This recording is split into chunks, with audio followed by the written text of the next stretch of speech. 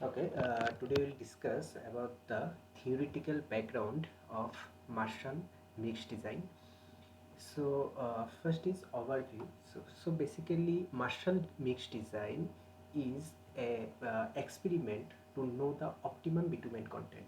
Now, the objective of the design of bituminous mix is to determine an economical blend through several trials mixes. Now, the gradation of aggregate and the corresponding binder content should be such that the resultant mix should be satisfied all the conditions which are given below. So first one is sufficient binder to ensure a durable pavement by providing a waterproofing coating on the aggregate particles and binding them together under suitable compaction. So that a sufficient binder should be such that it should provide a adequate mixer which can able to withstand all the loading condition. Then next one is sufficient stability for providing resistance to deformation under sustained or repeated vehicle loads. And third one is sufficient flexibility to withstand deflection and bending without cracking. Okay, now to obtain desired flexibility, it is necessary to have proper amount and grade of bitumen, and for this reason grading of bitumen is very much essential, and this requirement of different grades of bitumen vary according to different region. Okay, so as per the region, as per the climate conditions, you need to uh, adopt a suitable grading of the bitumen so that the bituminous mixture can uh, achieve that proper or desired flexibility. Now next one is sufficient voids in the total compacted mix to provide space for additional compaction under traffic loading. Now that sufficient void should be there. If there is no sufficient void, in that case, whenever load is applied over it, load is applied over the bituminous mixes through the vehicle load, in that case there will not be any space for additional compaction, and in that case it may rupture or some cracks may develop. So there should be sufficient void. Now if more voids are present, in that case what will happen? In that case, that bituminous concrete or bituminous mix will be pervious and it will not act as desired. Next point is sufficient workability for an efficient construction operation in laying the pavement mixers. So it should be workable enough so that it could be transported or laying in proper conditions or in suitable conditions. So basically there are three principal bituminous mixed design methods in general use. There are Marshall mix method, heavy methods, and super pave method. Now Marshall mix design is the widely used method throughout India. So in this method, load is applied to a cylindrical specimen of bituminous mix and the sample is monitored till its failure. Now Marshall mix design. So there are two major features of the Marshall mix design. Okay, so first one is density void analysis and second one is stability flow test. Now strength is measured in terms of Marshall stability of the mix following the specification provided in ASTM D1559 2004, which is defined as the maximum load carried by a compacted specimen at a standard test temperature of 60 degrees Celsius. So in this test, compressive loading was applied on the specimen at the rate of 50.8 millimeter per minute till it is broken. Now the temperature 60 degrees Celsius represents the weakest condition for a bituminous pavements. So therefore this 60 degrees Celsius temperature is adopted. So the concept behind applying this 60 degree Celsius is whenever that bituminous mix is able to withstand all the loadings in 60 degree Celsius. In that case, as this is the severe conditions, then bitumen mixes should withstand the loading conditions in all the other conditions. Now the flexibility is measured in terms of the flow value, which is measured by the change in diameter of the sample in the direction of load application between the start of loading and at the time of maximum load. Now during the loading, an attached dial gauge measures the specimen's plastic flow or deformation due to the loading. Now the associated plastic flow of specimen at material failure is called flow value. Okay, so we'll discuss about this flow value in details in later on portions. Now for this Marshall mix design, gradation of the aggregate is very much important. Now the gradation of aggregate is one of the most important factors for the design of Marshall mix design. Now the sieve analysis, blending and the specified limits of the mixer are given in the table below. Okay, as per the NCHRP 425, which is Transportation Research Book TRB, published by TRB. So these are the gradation mixes, and as per the different specifications, this gradation will changes and suitable gradation have to be adopted as per the different kinds of mixes. Now volumetric properties. So there are different volumetric properties which are, or different definitions which are associated with the Marshall mix design. So let us discuss about all these things. So fundamentally, mix design is meant to determine the volume of bitumen binder and aggregates necessary to produce a mixer with the desired properties. Since weight measurements are typically much easier, weights are taken and then converted to volume by using specific gravities. Now, the properties that are of interest include the theoretical specific gravity, that is GT, the bulk specific gravity or GM, percentage air voids VB, percentage volume of the bitumen VB, percent void in mixed aggregate or VMA, and percent voids filled with bitumen VFB. So these are the some characteristics through which the mixed properties of the bitumen is, or bituminous mixes is estimated. So these are the phase diagram which is very much essential to understand all these volumetric parameters.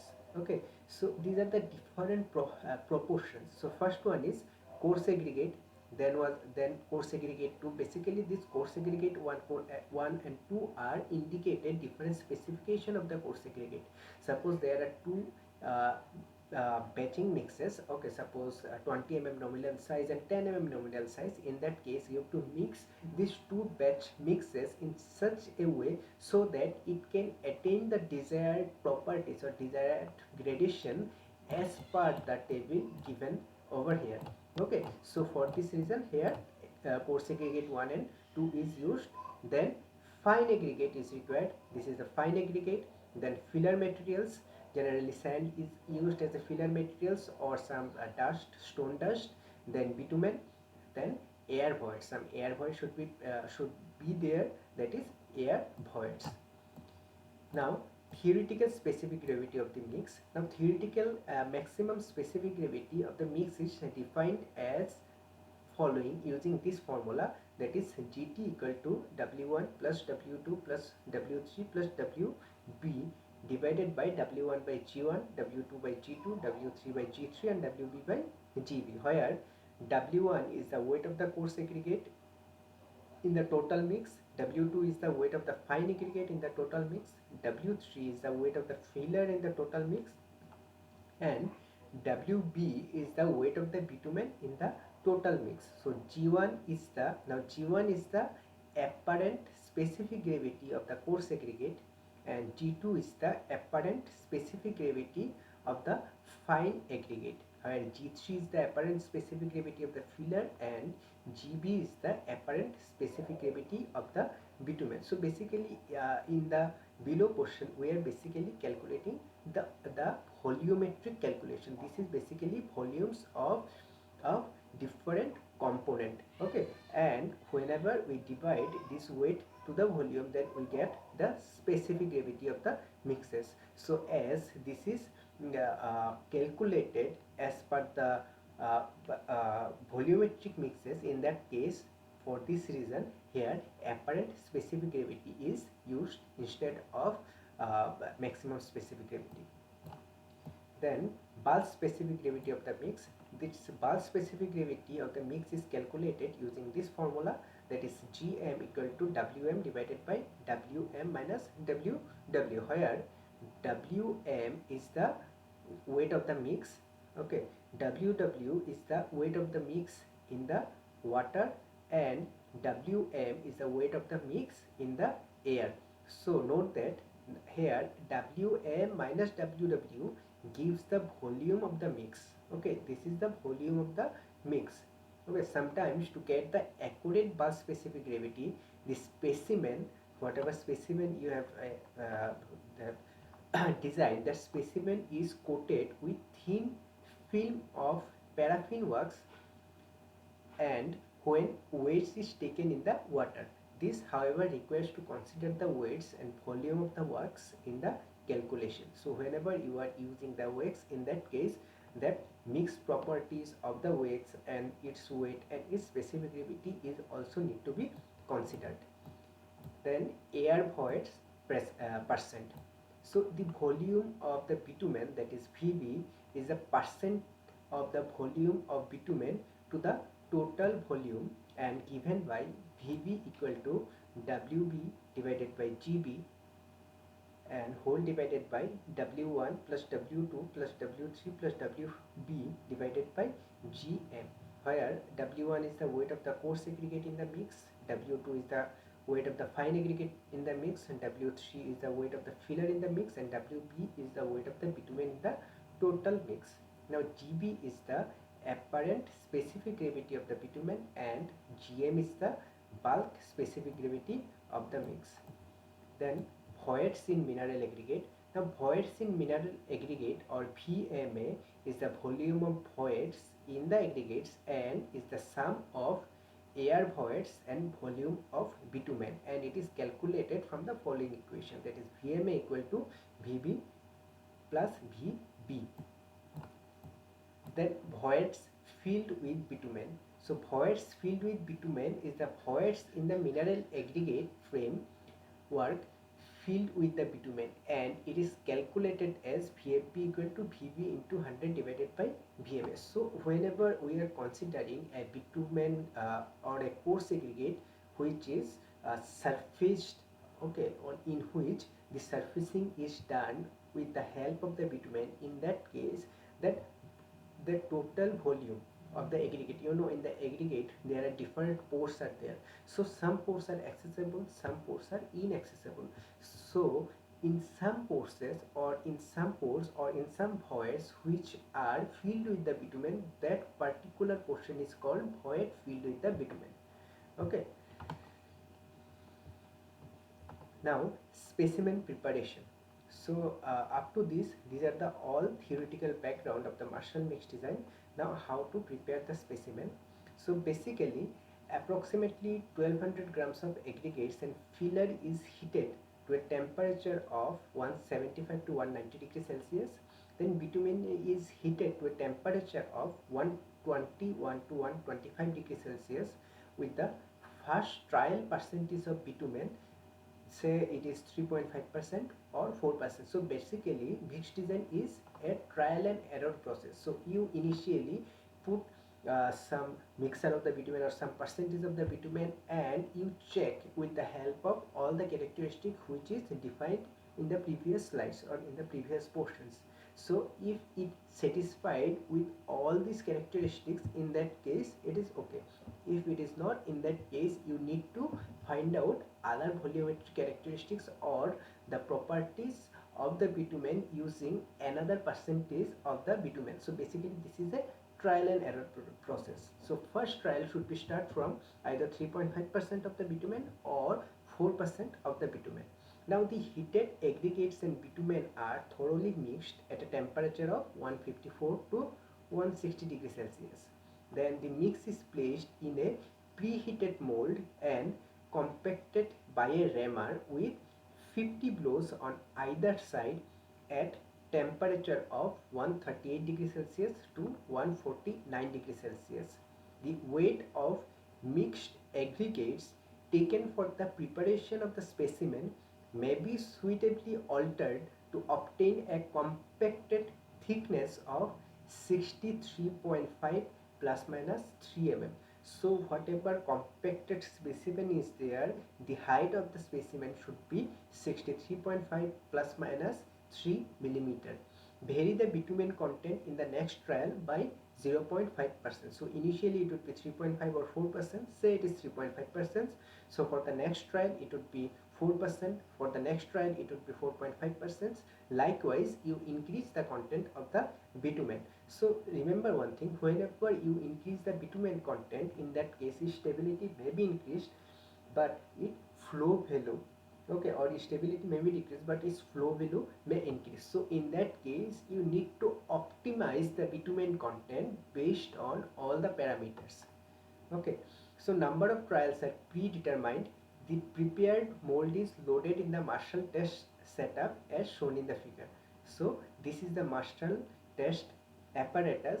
This is the mixer which you placed over there, and some load will be applied over there. Okay, so this is the load measuring probing ring where you will understand what is the stability value, and here in this dial gauge you will show the deformation, which in Marshall mix design you will designate it as flow value. Okay, so determine of the Marshall stability and flow value. So Marshall stability of a test specimen is the maximum load required to produce failure when the specimen is preheated to a prescribed temperature, placed in a special test head, and the load is applied at a constant strain, and the constant strain is 5 centimeter per minute.